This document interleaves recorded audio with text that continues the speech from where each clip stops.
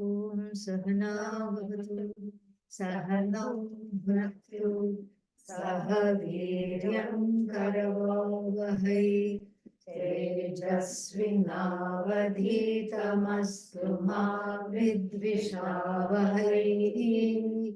Om Shanti Shanti Shanti.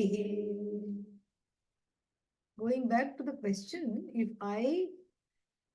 I am does not attach itself to anything, how will I know I am? Because the I happens to be self-evident. It's the self-evident I. You don't need a, that's why we spend some time, Swatas Siddha, self-evident, and what was the other one? Pramana Siddha. So the I is not dependent upon attaching itself. The I does not depend on anything for it to be known. That's why if there is a choice between knowing I am or asking somebody else, am I will already know I am.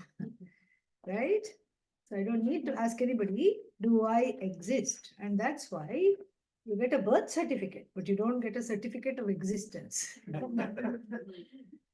That no agency can give. If you have an organization, yes, you need a certificate of existence, as we have found out. Yeah. But you don't need a certificate of existence. If you go to Social Security office and say, can I please have a certificate of existence? They say, yeah, please go to the 4th floor. They themselves will not send you a runner off. But you don't need that. Why? It's a self-proven existence. And that's the bread and butter of Vedanta. If the self were not self-existent, if I did not need proof to establish my existence, if I needed some proof, then there could be no Vedanta at all. There couldn't be. We would have to close up shop. All the Swamis would be out of a job.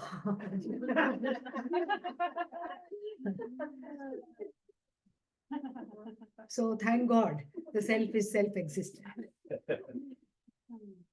So let's just repeat in one sentence what went on in the last hour. And so that is simply this, that there is a background experience, and that background experience of I am is inextricable from the background knowledge of I know I am. And that knowing is never a not knowing, because even when I say I do not know Mandarin language, that means what am I saying? I know, I do not know. That knowing never becomes not knowing. So what we saw was that there is a background knowledge of my existence, and that background knowledge of my existence, that knowledge of my existence never comes to an end, and that knowledge, that knowing, being who I am, never comes to an end. It's a limitless existence, it's a limitless knowledge, and that is ever a subject of experience. Self-experience to self-referenced I, this is what is there in the background all the time. So you cannot say how to experience the I, you're already experiencing the I. But it is taken for granted because there is no object to, as Vasanti asked, to attach to that experience, and you don't have to attach to the experience to know you are. You are, that's why you can attach to the experience. It's like, it's like, I think, therefore I am. That doesn't work. That's what happens when you put day cart before day horse. Yeah, that's what happens. So, thankfully, he also reversed himself.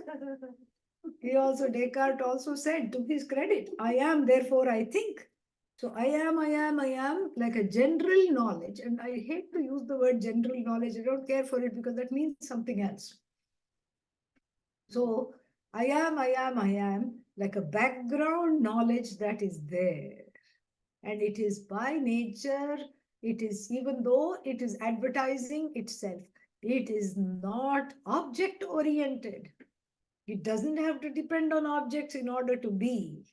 it is self-referenced, it is subject-oriented, and it is a quiet contentment of this full ocean-like consciousness, this oceanic consciousness which is riding in its own majesty of the quiet contentment without needing for any waves of drama to, to make sure it exists. You don't need anything. Then that is like that's like the reality. Then that reality is often lost to us because we are very much interested in proving our existence through interactions, because that brings us to the vyavaharika, the transactional reality. So we rely on the transactional reality to prove our own existence. How do you prove your own existence? By making sure everybody thinks you're indispensable. Existence is proven. I have something to do. Without me, no one can be.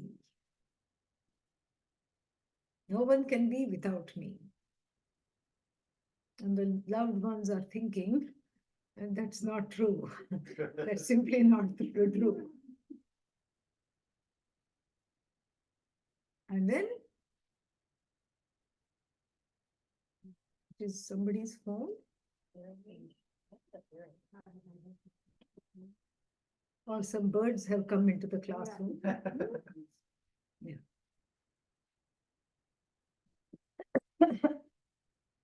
So, how many people does it take to turn off one phone? Come back. Whole class? Yeah.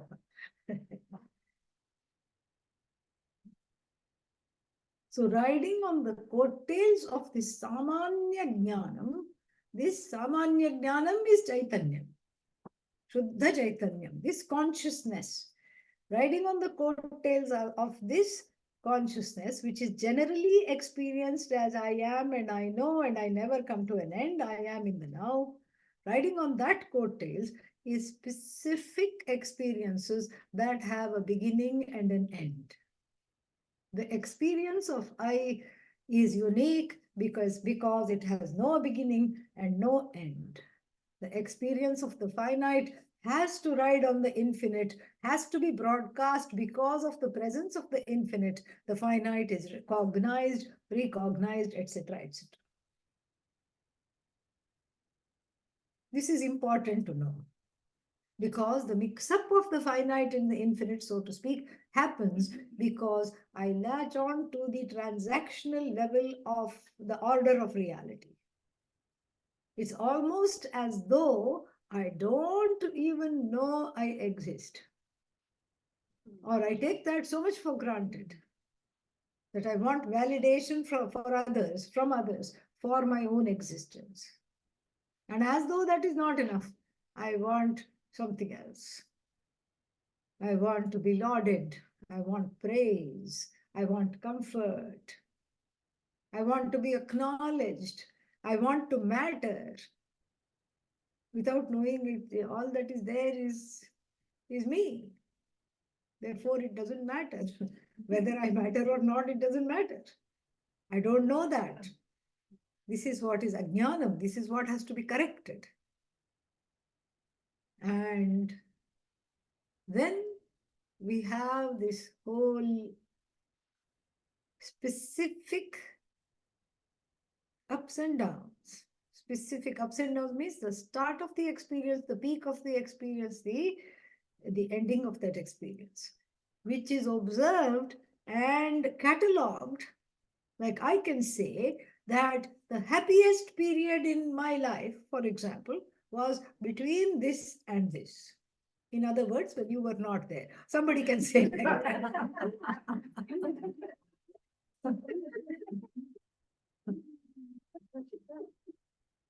I can chart that. Why? I can chart that because of that samanya experience. Because I am is known. I am is ever experienced. And the infinitely ever experienced I can chart the beginning, middle, and the end of each and every experience. The presence of myself as infinite is needed for me to cognize finite states of being, finite experiences, etc. in my life. Because without that, I cannot cognize it. Whether it is six vikaras, six modifications, which he will talk about in the coming verses. Whether it is six modifications or the three states of experience or whatever it is we are talking about. The experience, the one that is free of those specific experiences, free of all comings and goings, free of finitude, is free enough to recognize that there are these experiences. Like the ocean, recognizing, oh, today there are so many waves. Today it's a quiet, it's all quiet. That is exactly what is pointed out in the next verse.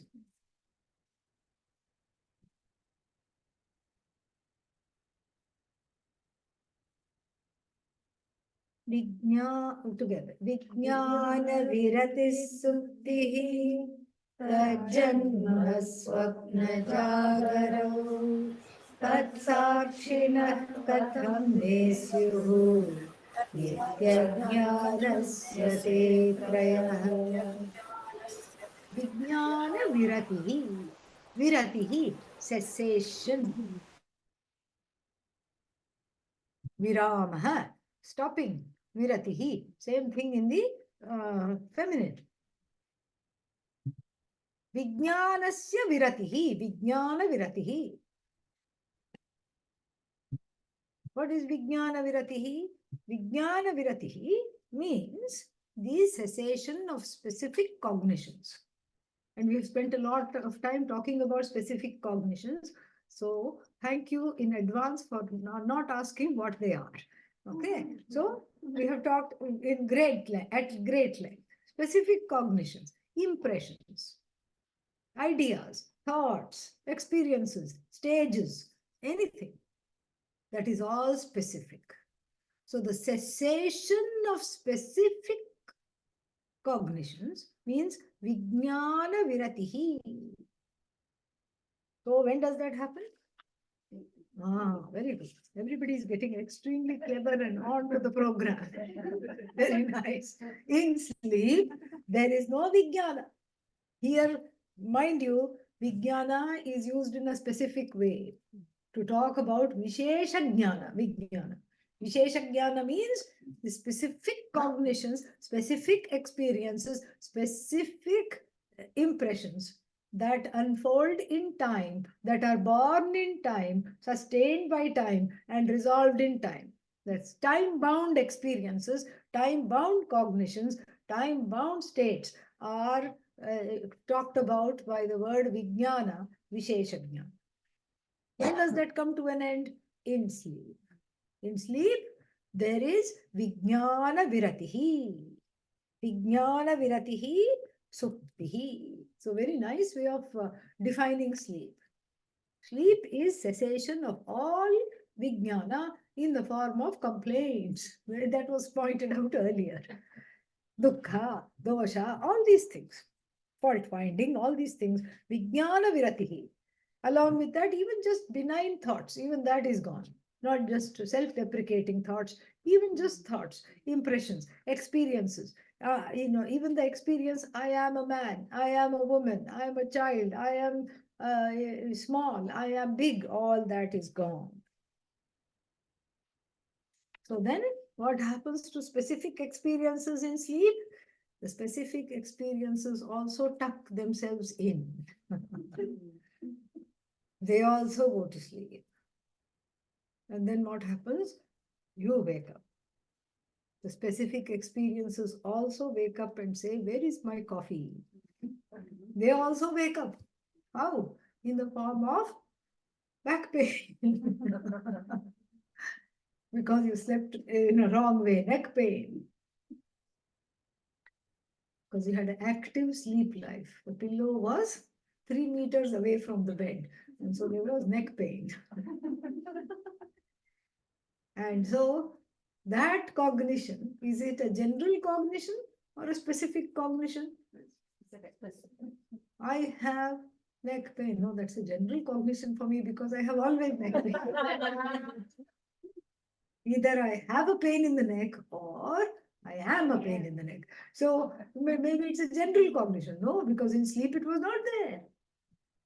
So it is a Vishesha Jnana, specific cognition. Tat Janma, that means here Vishesha Jnanasya Janma, the birth of this specific cognition, Swapna Jagarau, in sleep, in the waking and the dream states, the Vishesha Jnana, these specific cognitions preponderate, predominate. How do they preponderate? In the waking state, the specific cognitions arise out of an interaction with objects external to me. Me means this body, mind, sense complex, upadhi.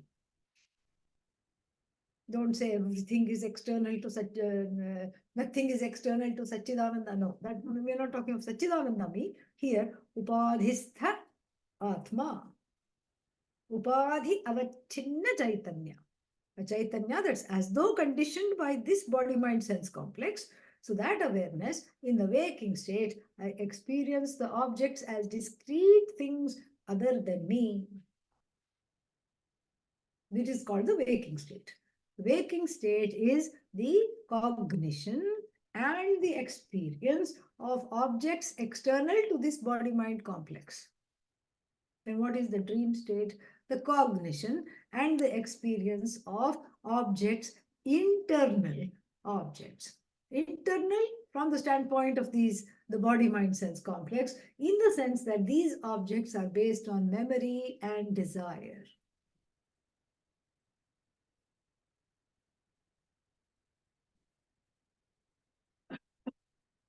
Memory and desire. This is the raw materials for the Swapnavastha Vijnanam. So this Vijnanam in Swapnavastha, in the dream state, the specific cognitions, like what? So many things in the dream, lottery ticket, specific cognition. It's a combination of memory and desire. And then what else is a specific cognition in the dream? Oh, I had a wonderful time here, there, something I recreate. Anything in the dream is a recalled cognition. So the material for this cognition is not the external world, but the external world that has been internalized in the form of memory, desire, recollection, all these things. So then, where does that put us? That puts us that leaves us with the understanding that the waking and dream conditions, the waking condition and the dream condition, with the arising of the waking condition and the dream condition, also arises the possibility of specific cognitions. Discrete cognitions, finite cognitions, whose birth and death I can trace. Why can I trace it? Because I'm free of that vijnana. I am totally free of that. I am that background knowledge, that knowing being, which is me, can trace the specific experiences that I undergo. And so, Vijnana Viratihi Suktihi. Sleep is characterized by a cessation of Vijnana, specific experiences, specific cognitions, specific impressions, etc., etc., etc. And what is the waking state and the dream state? Tat janma, tasya vijnanasya, of that specific impressions, the birth of those specific impression is called the prajagara, the two states, And then, who am I? Tat sakshinaha. For me, so sixth case, tat sakshinaha. For me, who is the sakshi? Tat means tayoho, no, tesham, all three are there. So tesham sakshinaha, tat sakshinaha. Katham, how? May is in apposition with sakshinaha. Both are sixth case, singular. Katham me syuhu. How can it be for me? What? Nityajnanasya te trayah. So, Nityajnana. So, Nityajnana means what? Opposite of Vijnana. The witness of that eternal, everlasting, never-ending eye cognition. Can't even be called cognition, because the word cognition has inbuilt the feeling that it has a beginning, end, etc. So, Nitya Jnanasya me, for me, of who is the witness of this eternal knowledge in the form of I am, I witness myself, I am self-evident. For this self-evident witness, te trayah, those three. Those three means what? Sushupti, Jagara, and Swapna. Jagrita avastha, Sushupti avastha, and Swapna avastha. So tesham sakshinah. So for that, for the witness, for me, who is the witness of all three, how can these three states belong to me? Katham me syuhu? How can they be mine? They are not mine at all. See where he's taking us when we are not looking. So first he said, anything that is mine is I'm unaffected by. Mine, mamata parirabdhatvat. We saw that a few verses earlier. Even if you didn't see that, I saw that. So, few verses earlier. Which was, tell me quickly, mamata parirabdhatvat, akridatvat, idam dhiyah, idam dhi versus aham dhi. Which verse? Tell me.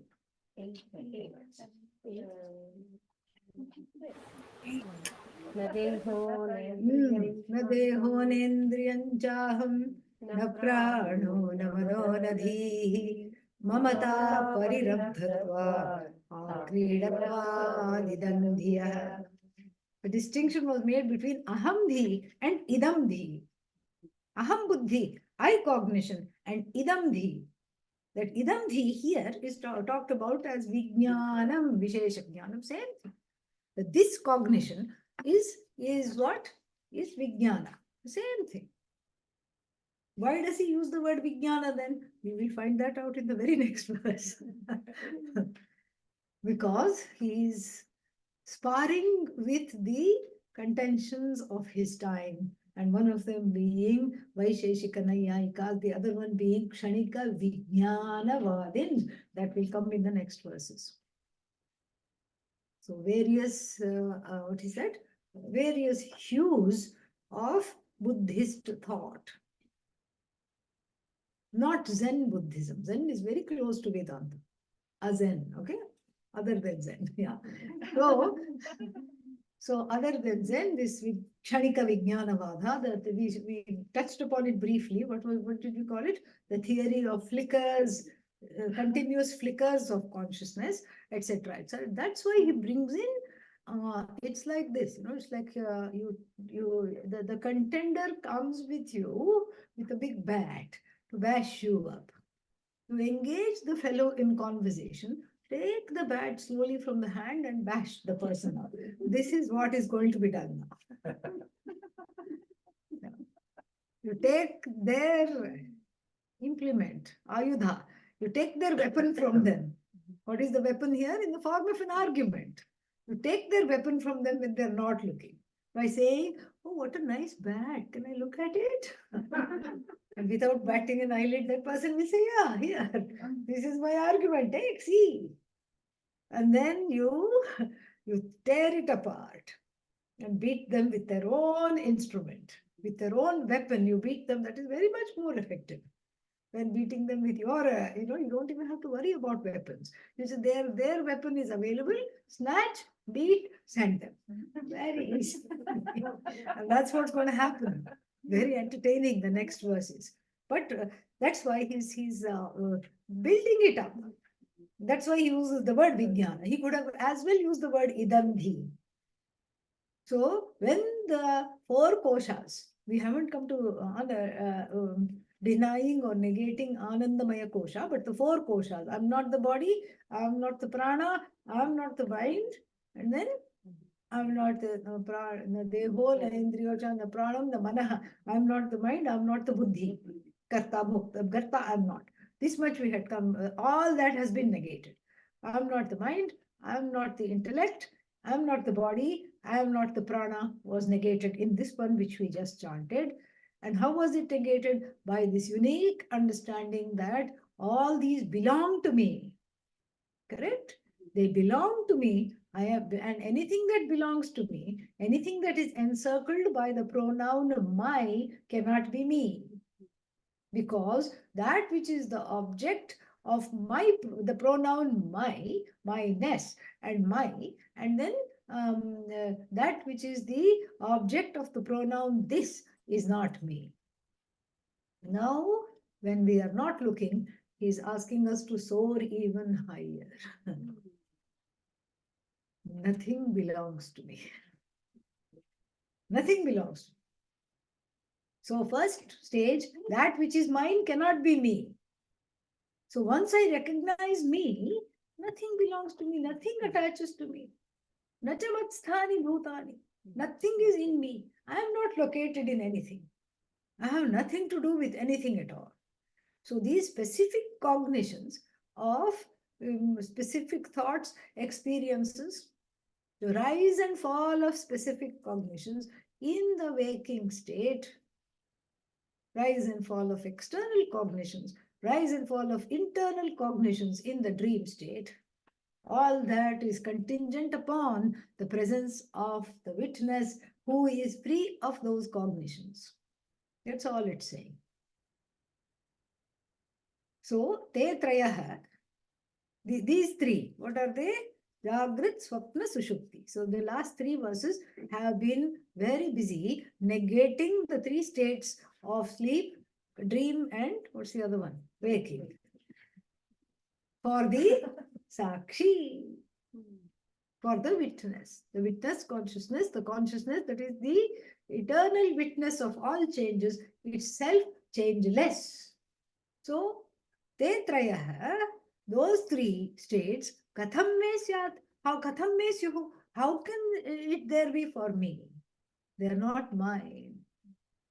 I am, in other words, neither waker, nor sleeper, nor dreamer. Yo, what to do now? Because one of the three I have to be, right? If I'm not waker, what am I? Sleeper. It's very clear. If I'm not sleeping nor waking, what am I doing? Dreaming. These are this is what is called the chakra, the wheel of samsara, identifying with the waking, dream, and sleep states. The sleep state is kind of easy to falsify. You can say, oh, I slept for 8 hours, I didn't know anything, now I'm awake. The dream also is easy to falsify, relatively speaking. When you wake up, it becomes painfully clear that you cannot get married to the dream match. Okay? It becomes very painfully clear, okay, that's not happening. Okay? Dream state can also be falsified. From which standpoint do we falsify the sleeping and the dream states? From the waker standpoint. Now, the Shastra says, he's just taking the last three verses are all from the elucidating the message of the Mandukya Upanishad. Now the Shastra is saying, what is the Shastra saying? The Shastra is saying that the waking state is also full of what? Vijnana, object cognition. And the object cognition does not belong to me. In fact, nothing belongs to me. So if the waking state characterized by object cognition does not belong to me, if the object cognitions do not belong to me, how can the waking state belong to me? If the dream cognitions are not mine, how can I claim the dream state as me? If the sleep state with the absence of cognitions is also not mine, how can I claim myself as the sleeper? Because sleeper is finite, waker is finite. Dreamer is also finite. Therefore, the definition of the I Nityajnana. That's why I spent a lot of time talking about that general awareness. The general awareness on whose coattails the specific awarenesses rise and fall. Do not get involved with, identified with the specific awarenesses and specific experiences and specific cognitions at the cost of this general understanding of this I. And abiding in this general understanding of this I can enjoy the various experiences because I know what is home. If you don't have a home, then you attach to every place you go. Yeah. There was one story of some lost creature. What was it? It was a chicken or a bird or something. And it had fallen out of the nest. Maybe I'm making it up, but doesn't matter. So when it goes to every children's story, and then goes to every single creature, are you my mummy? Are you my daddy? It was a bird, right? Yeah. So it's a little bird. Fell out of the nest, or was booted out of the nest by dysfunctional parents before time. Go away, we don't love you. Oh, so sad. So then, every place it goes, are you my mummy? And then it goes to it goes to a pair of cats, licking the lips. Are you my mummy? Are you my daddy? No, darling, you are our lunch, Then it flies away in fear. This part I definitely made up.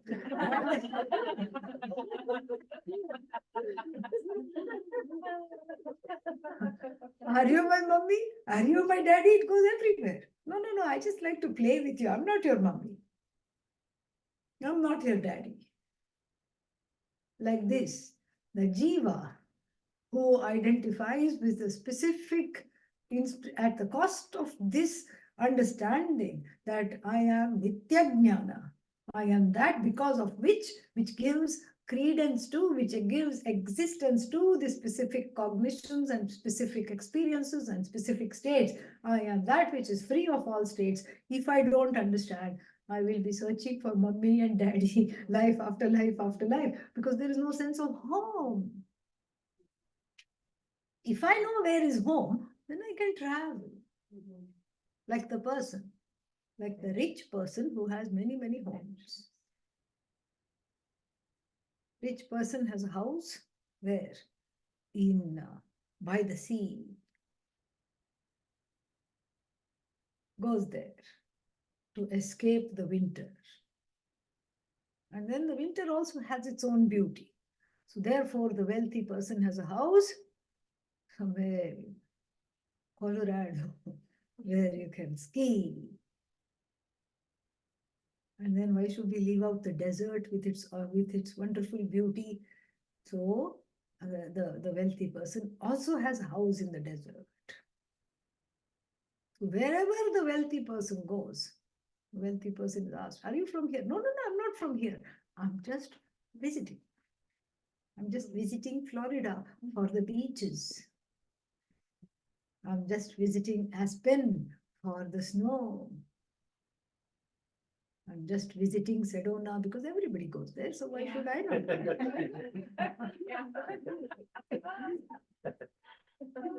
Where am I? I'm from some landlocked state, which has neither water, nor hills, nor snow. I'm from that place. So I want to experience the snow. I want to experience the water. I want to experience the mountains, the desert. So that's why I have homes in each place. But my home is here, where I pay taxes, whichever that state may be, where I pay taxes, where I have my driving license, where I wake up, where I live.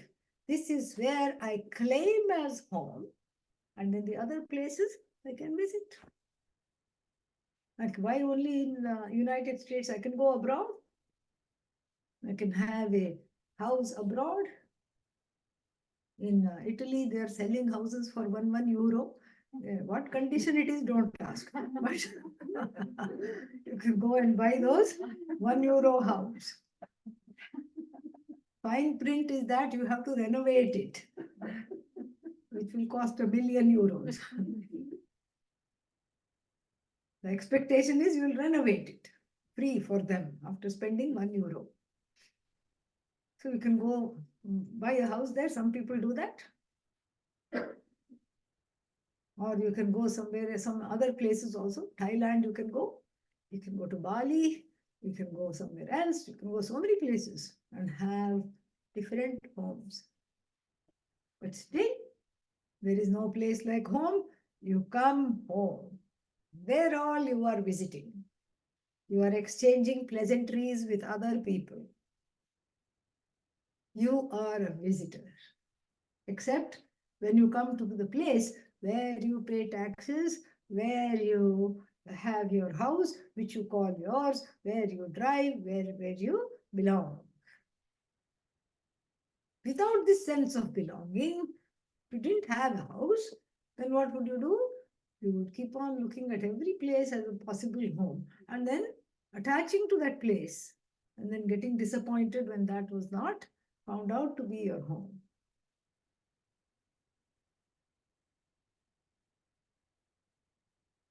And this is exactly how the three states of experiences have to be understood. Dream, aspen, sleep, Sedona, because both start with S. Waking, Florida. Beaches are fun, that's why. But then the one who negates very cleverly the sleep state and the dream state is stuck in the waking state. Who is that? Chit or Chidabhasa? Chidabhasa, Ahankara. Yes, 100 out of 100. It gets attached to the waking place, waking state. And like the bird that goes and says, am I your baby? And what was the response? No, darling, you are our lunch. You're not our baby at all. Baby lunch, maybe. But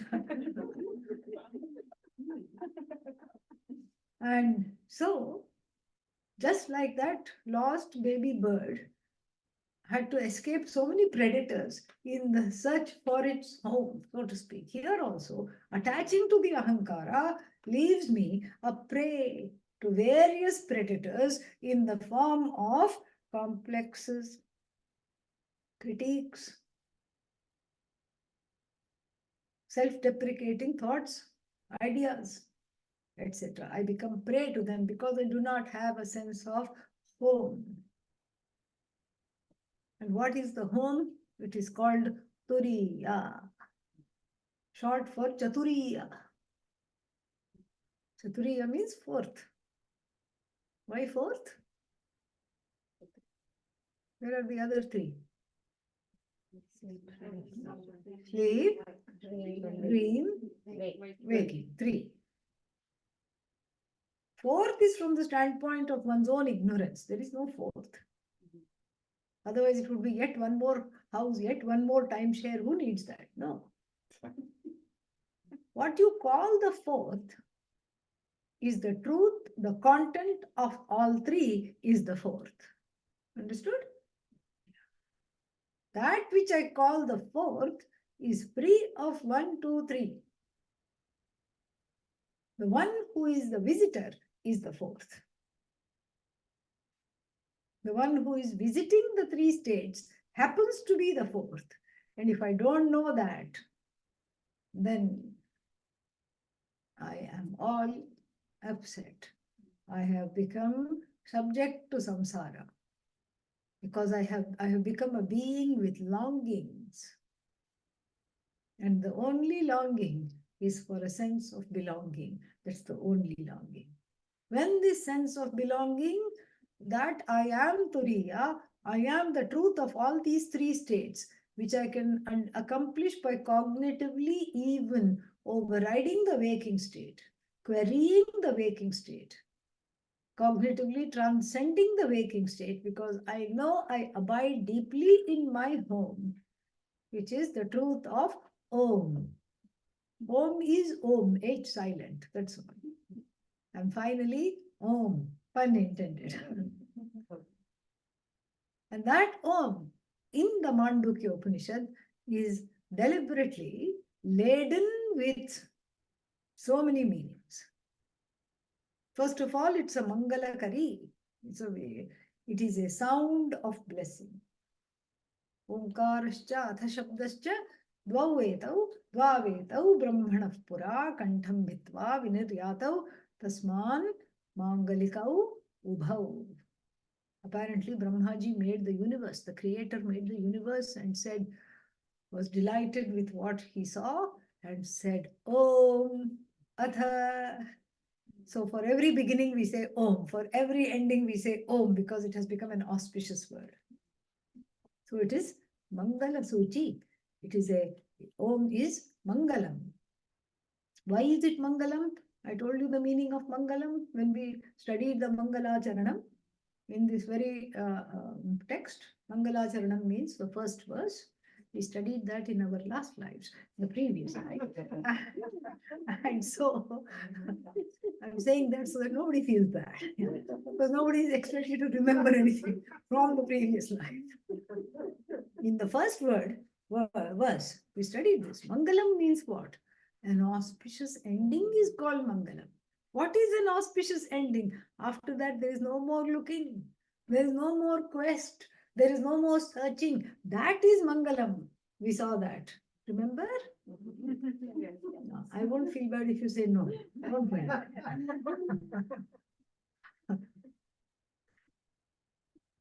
That is Mangalam.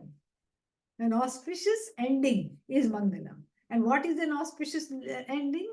If we ask the fairy tale writer, Grimm, and many of those fairy tales are indeed very grim. In fact, some of them, if you read, you say, oh my God, children are being read to them. Read this. So anyhow, but the ending is not so grim here. And they lived happily ever after. That is Mangalam. It's a lie, but that is Mangalam. That ever after is Mangalam. Ever after is Mangalam. Like I said, you don't want to shock the child before it goes to sleep. The ever after is Mangalam, correct? But happily ever after. That ever after means Mangalam. There is nothing more to seek. There is nothing more to gain. There is nothing more to get rid of. There is nothing more to want. The quest is finite. Why? Because I have found the infinite as myself. Therefore, my quest is complete. All quests, all requests are complete. This is Mangalam. And why is Om Mangalam? Om is called Mangalam because knowing the truth of which I am truly home. So Om is laden with all these things. Om means I. But which I? The waker I is also Om. The sleeper I is also called Om. And the dreamer I is also called Om. And the one that visits the three states is also called Om. Om, my God. This is very confusing. If all of them are Om, then how am I going to distinguish? That's why the Upanishad takes the Om apart according to the Sandhi. The word Om comes from the root verb ava. Avati rakshati iti Om. It has a grammatical meaning. But then a plus u plus is equal to what? Thank God nobody said ow. That is not how to pronounce. Pujya Swamiji went to an ashram when he was a brahmachari. And there he was very disturbed because it was a yoga ashram. And then there everybody was saying, ow, ow. Aum. Dear friends, let us say Aum 3 times.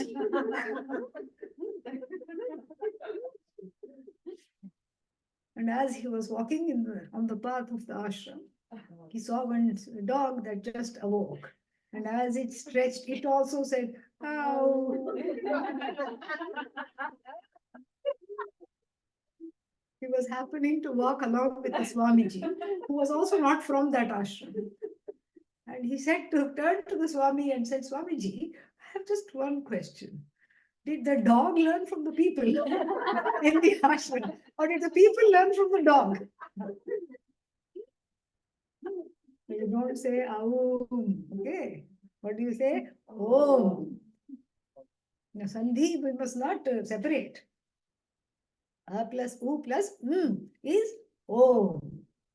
But for the sake of analysis, it's very interesting to separate and then unite, so to speak. Any kind of analysis is taking things apart.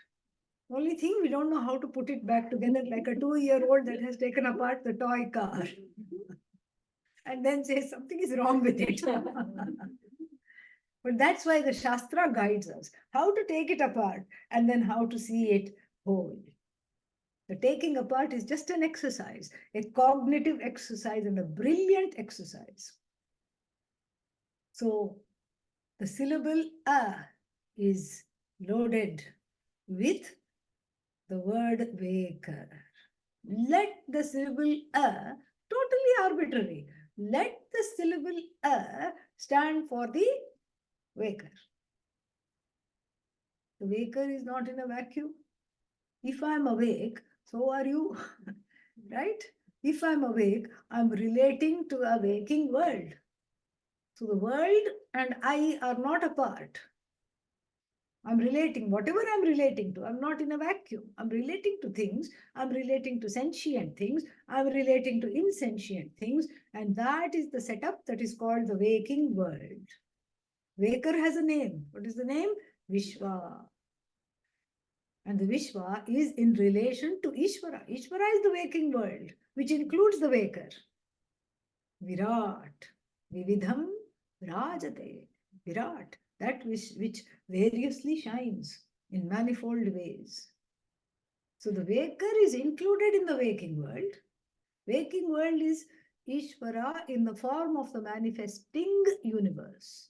And if you ask the physicists, they will tell you it's an expanding universe. It's still expanding. I don't know when it's still in that expanding phase. So this manifest universe, the vast manifest universe of names and forms to which this individual waker relates is called Virat. Ishvara in the form of the waking world with you as the Jiva, who is the waker included in that. Let the syllable a stand for that. Then what is left? No, waker. After waker, what comes? Dream. Sleeper. Dreamer. So, ooh, dreamer. Sleeper. Ooh, also the dreamer also is what? Connected to the dream world in the form of Hiranyagarbha. Taijasa, individual dreamer, connected to the world, the dreaming world, in the form of Ishvara as a potential creator. Yet to come. Still things are yet to come. Time is yet to come. Space is yet to come. But still, the potential to create is called Hiranyagarbha. Ishvara, endowed with the potential to create, is called Hiranyagarbha. Sleeper. Sleeper is with who? Ishvara. One with Ishvara. Prajnaha. Prakarshena Ajnaha. The one who doesn't know anything is one with Ishvara. Collective is Ishvara. Laya. Then you say Om, and then after one Om, what is there? Silence. It is called Amatra. No Matra. Om, followed by silence. Is this now? Silence. That silence is Turiya. That silence is the truth of all three, yet free of all three. Neither the waker nor the waking world, neither the sleeper nor the sleeping world, neither the dreamer nor the dreaming world, I am. Who am I? I am that self-effulgent, self-evident consciousness without whom the waker, waking world, dreamer, dreaming world, sleeper, sleeping world cannot exist. Just like without silence, there can be no sound. Sound ensues from silence and goes back to silence. Om, Om, Om, like that. So I am the Sakshi of all the three states, meaning everything, including the specific forms of Ishvara in those states as well. I am the Sakshi of everything. So therefore what? That silence is Amatra. That Amatra is Ishvara without creation. I am that Ishvara, and that consciousness, Satchidananda, free of Tatastha Lakshana, abiding only in the Swarupa of Satchidananda. That's what this verse means. Very, very deep, very profound.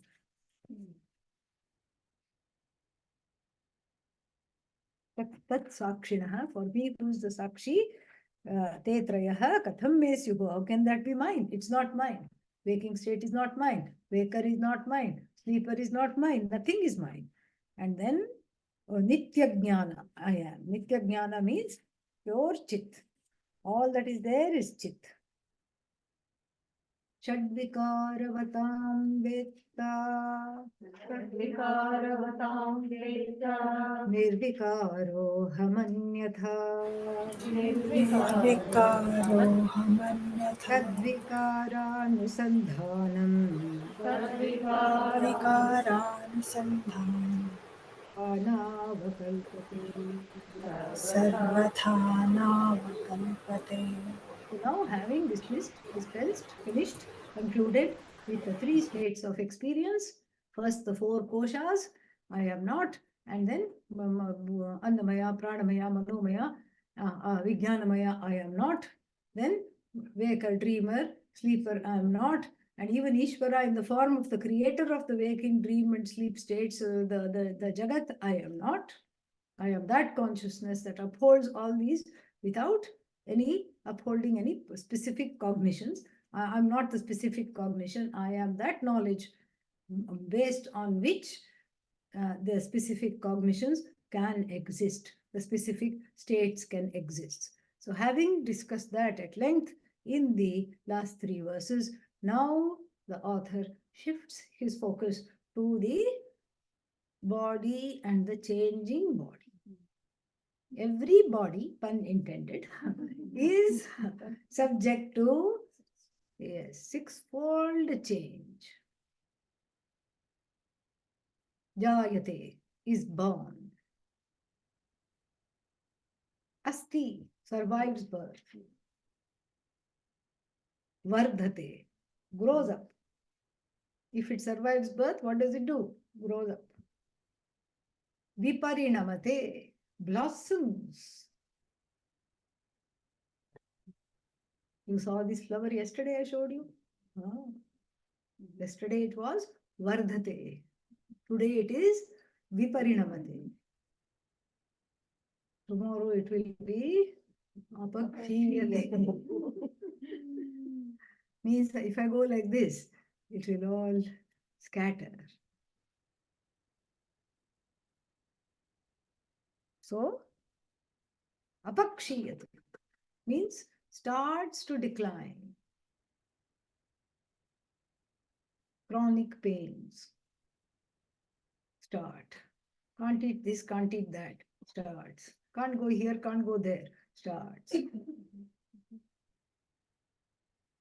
Apakshiyate. Then the next stage, apakshiyate, because it's a long stage. Because there's medical technology propping one up Apakshiyate part 1, apakshiyate part 1, part 1a, apakshiyate part 1a, small no, Roman numeral 1, apakshiyate. Apakshiyate part 1, small part 1a, small Roman numeral 2. Like this, very slowly this apakshiyate is. Because medical technology can keep you propped up for a long time. You don't even have to breathe. There is life support. Everything. Kidneys don't work, doesn't matter. Dialysis is there. Heart doesn't work, doesn't matter. There's something that can pump for you. Head doesn't work, doesn't matter at all. Because you are not conscious of anything else anyway. For that, they don't still have a cure. For dementia, Alzheimer's and all. They're still looking for a cure. So for everything, there is a solution. Temporary solution nonetheless, because Lord Yama preponderates. Temporary solution. So everyone, from the podiatrist to the neurologist, is waiting for your body to come to them. They're just hanging their shingles. Aja, come on, you need me. And that's why there are so many specialties, because so many things can go wrong. And every knowledge is just because the specialties are so small.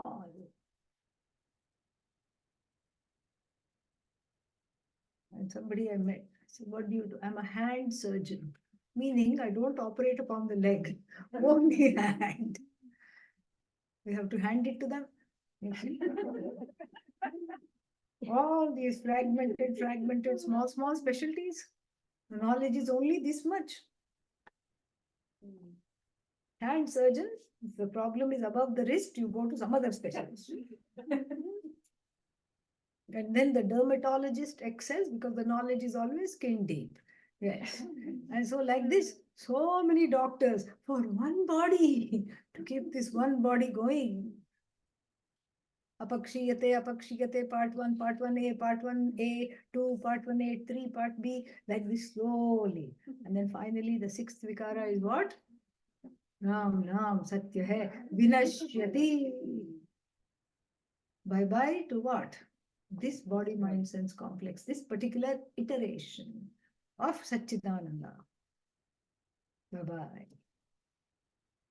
So Shad Vikara, these are the 6 Vikaras. These 6 Vikaras are for whom? Chidabhasa, Ahankara, body, mind, senses. It's not for Chit. Who is Chit? Me. It's not for the Chit that is me. It is only for what? Chidabhasa. It's not for Chit.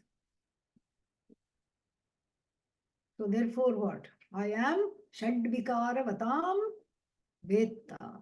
Vikaravan, the one that is subject to Vikara.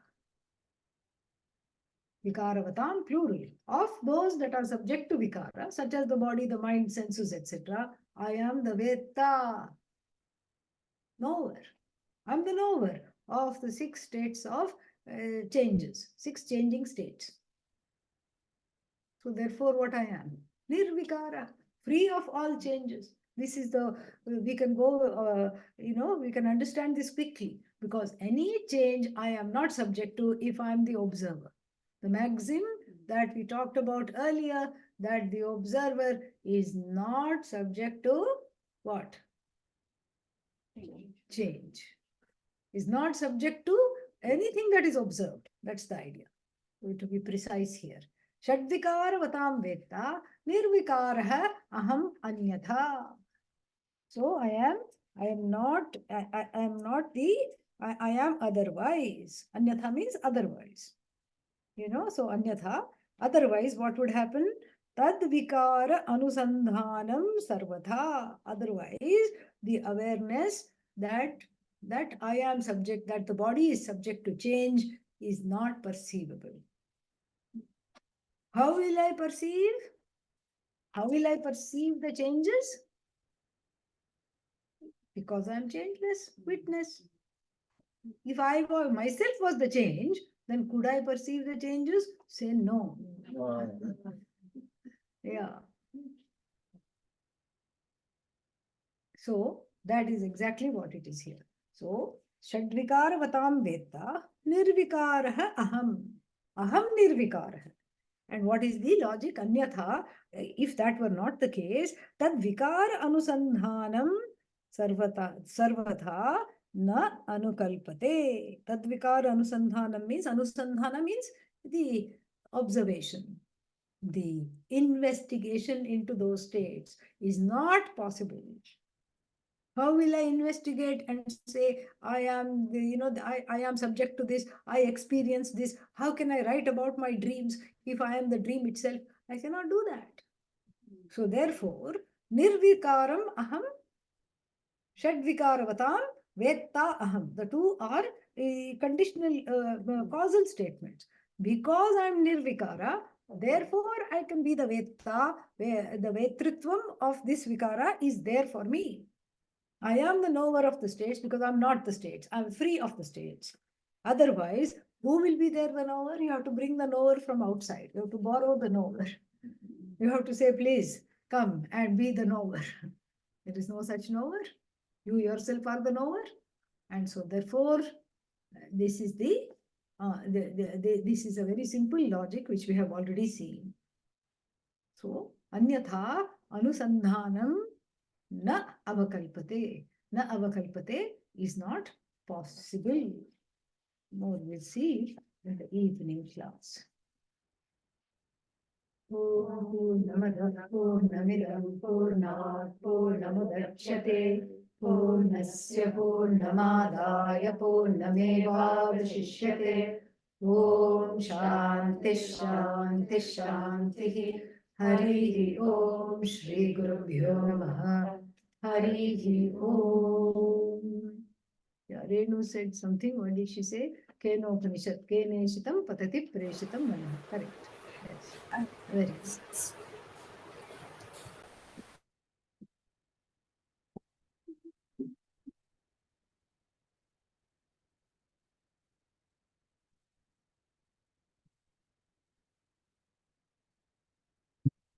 Very good. Stop the recording.